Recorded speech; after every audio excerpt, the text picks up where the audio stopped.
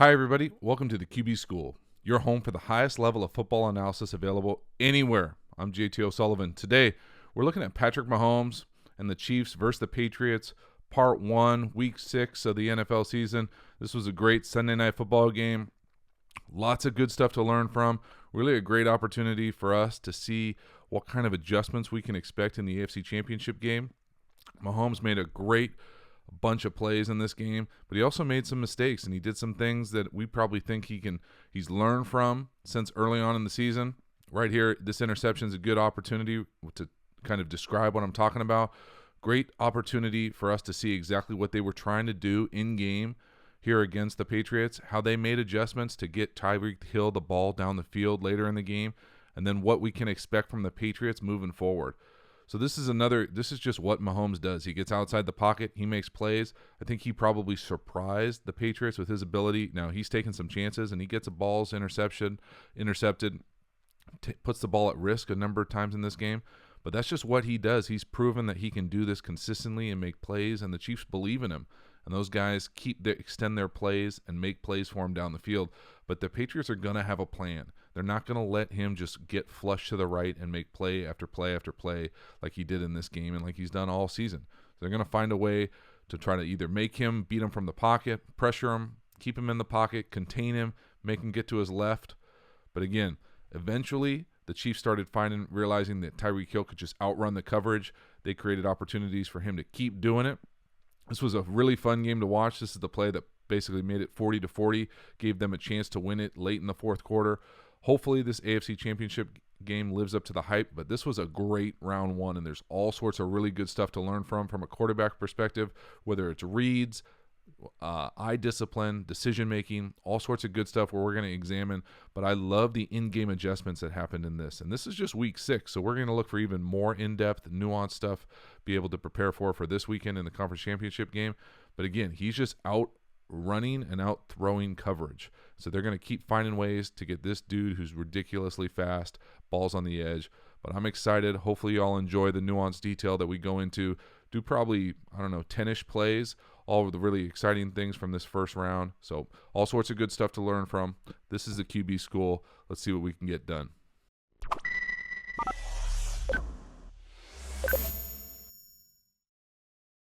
All right, here's that first snap. Again, that interception. A little ball fake. He's going to try to force it into Kelce. It should be there, but because the coverage that they're in, the little man coverage, Hightower, the linebacker, ends up getting kind of lost up in the shuffle of the play action.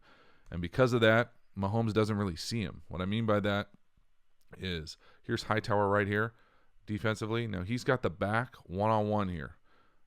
And because this back is doing a little play fake, they're basically in and out in this with the other linebacker. So once he goes to the other side, the other linebacker takes him.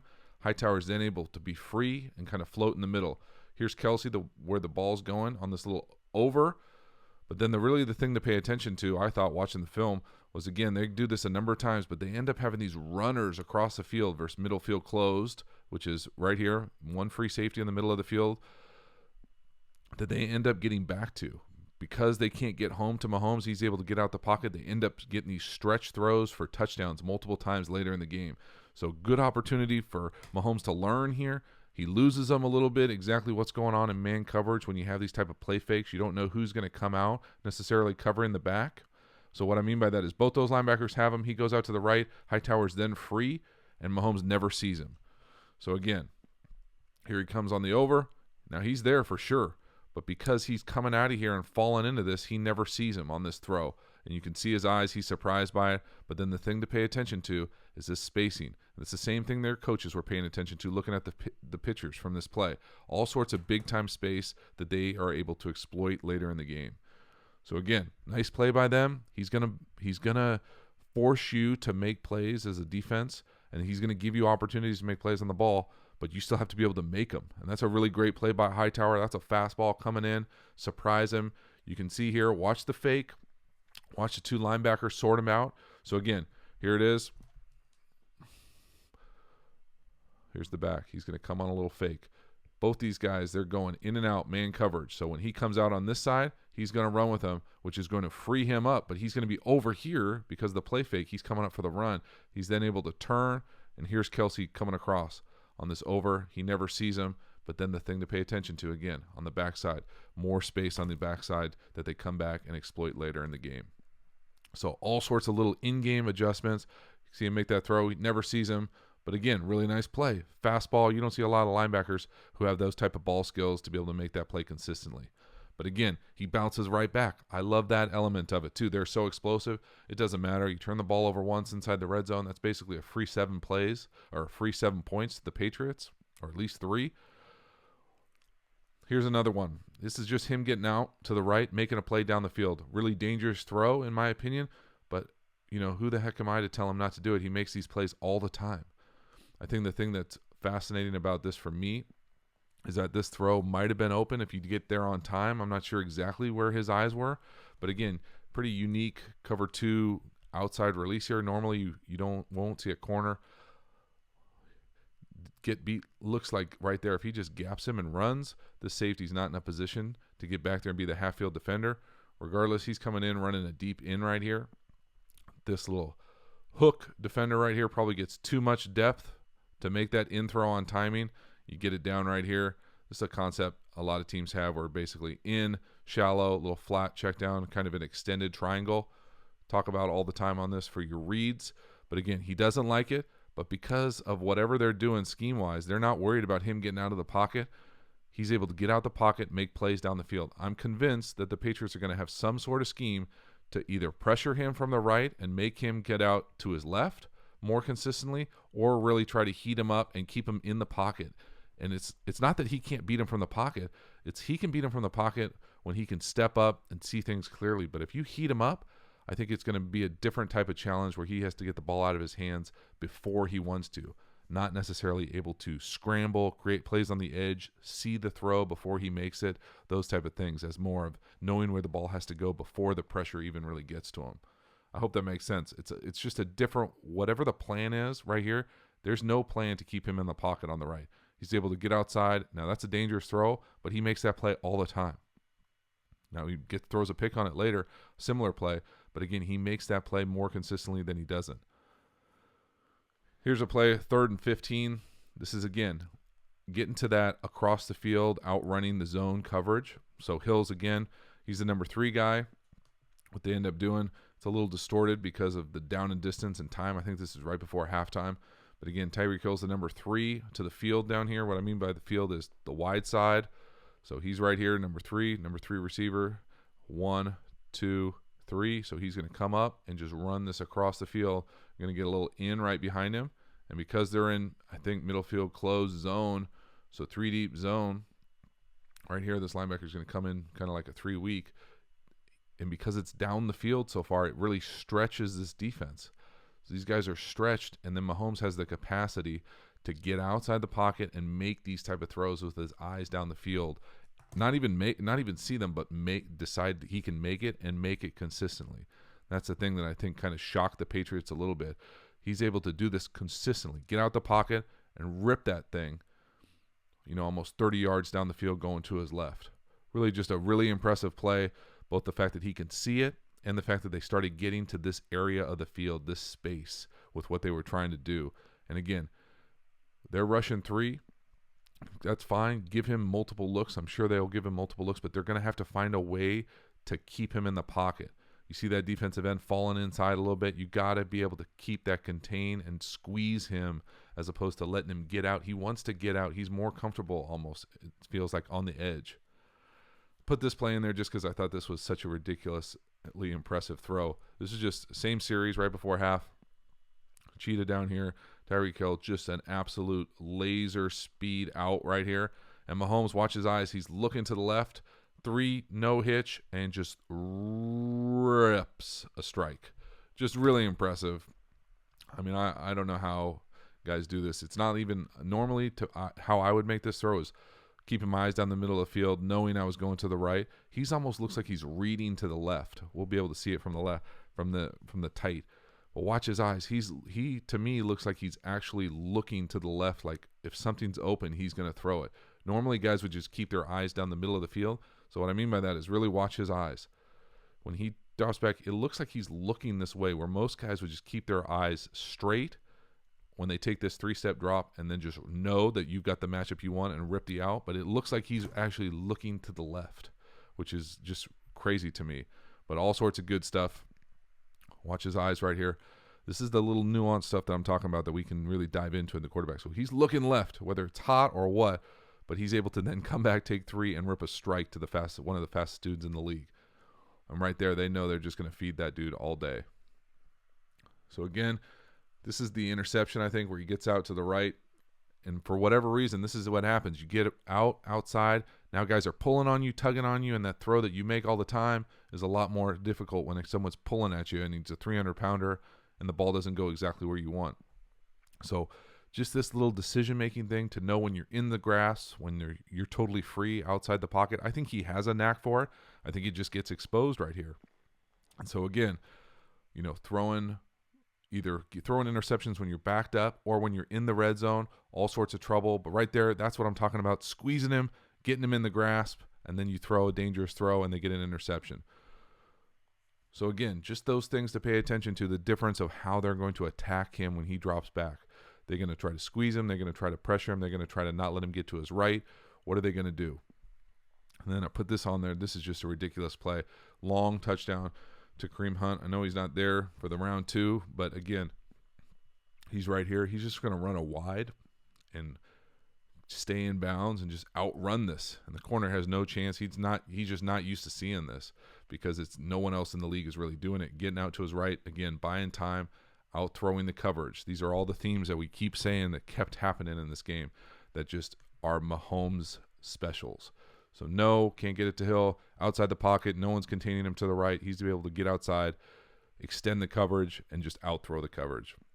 And then these dudes just make plays for him down the field. Everybody believes in him and understands that you got to keep going.